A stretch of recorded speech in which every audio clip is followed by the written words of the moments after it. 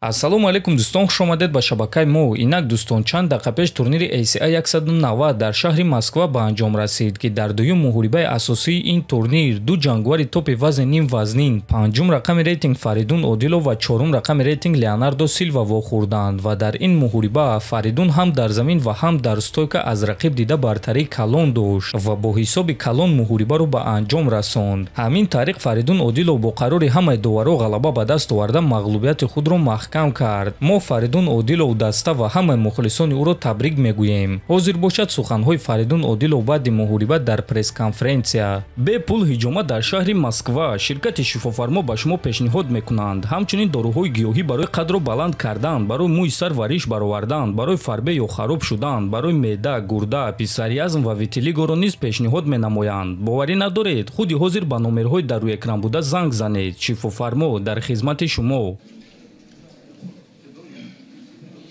Фаридун, туро бо ғалаба табрик мегӯем. Якум савол. Ман ин саволро дар октагон додам ва боз аз ту пурсидан мехоҳам, ки оё ту ҷиддӣ аз рӯи нақшаат кор кардӣ ё не?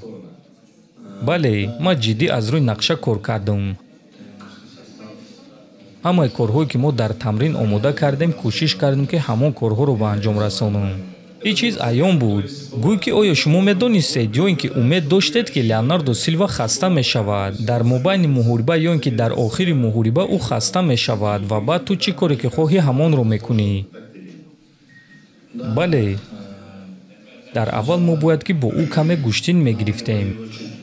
Дар болои ӯ савор мешудем, то ин ки ӯ хаста шавад.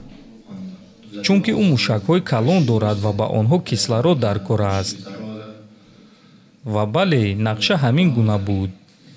Оиди камарбанди сафеде ки ӯ ба ту дод чӣ гуфтанӣ? Ман камарбанди кабуд дорам, барои ҳамин камарбанди ӯро партофтам. Ту розӣ ҳастӣ ки баъди ин муҳориба оиди гӯштин ва греплинги ту тамоман савол намондааст?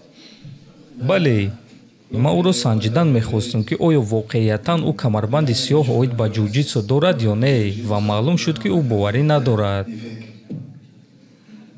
Боз як лаҳзаи дигар буд. Ба назар чунин мерасид, гӯё ки ӯ каме иғвогарӣ кард ва дар вақти муҳориба туро боб карданӣ буд. Ӯ чунин рафтор мекард, гӯё ки худашро гум кард. Ба мо гӯй, ки дар ҳамон лаҳза ту хоҳиши ба ӯ ҳамла кардан ва кори худро ба анҷом расонидан мехостӣ ё не? ӯ 3-4 ғалабаи худро маҳз ана ҳамин гуна ба даст овардааст. Барои ҳамин ҳатто вақте ки зарбаи ман ба ӯ расид, ман кӯшиши давидан ва ӯро ба нокаут равон карданро намекардам. Чунки ӯ ба ман зарба зада метавонист ва ӯ зарбаҳои хеле вазнин дорад. Боз ин кор дар якум раунд буд. Ман чунин хоҳиш надоштам, намешитобидам.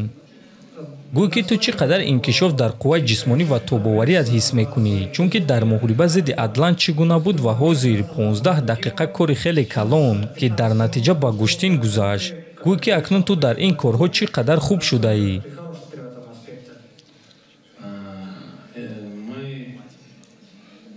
Мо дар болои хатогиҳои худ кор кардем. Мешавад гуфта, ки ман каме истироҳат кардам. Дар давоми 6 соли охир ман бойдодагӣ набудам. Баъзан вақт фоидаи мағлубият аз ғалаба дида зиёдтар аст. Дар болои хатогиҳои худ кор кардем ва баргаштем, алҳамдулиллоҳ. Ва дар охир, кадом ҷангвар барои ту шавқовар аст, чунки ҷанги Адлан ва Муслим ба дигар саҳна кӯчонида шуд. Аз ҳамин сабаб шояд, ки туро танаффуси калон интизор аст. Ман намедонам. Ташкилот касеро ки диҳанд, бо ҳамон меҷангам. Чанд муддат пеш Элмар Гасанов ғолиб шуд. Мешавад, ки зидди ӯ ҷангем. Ё мешавад, ки агар чемпион ё ин ки Довталаб ягонтааш осеб гиранд, метавонам, ки бо онҳо ҷангам. Лига касеро ки диҳад, бо ҳамон меҷангам.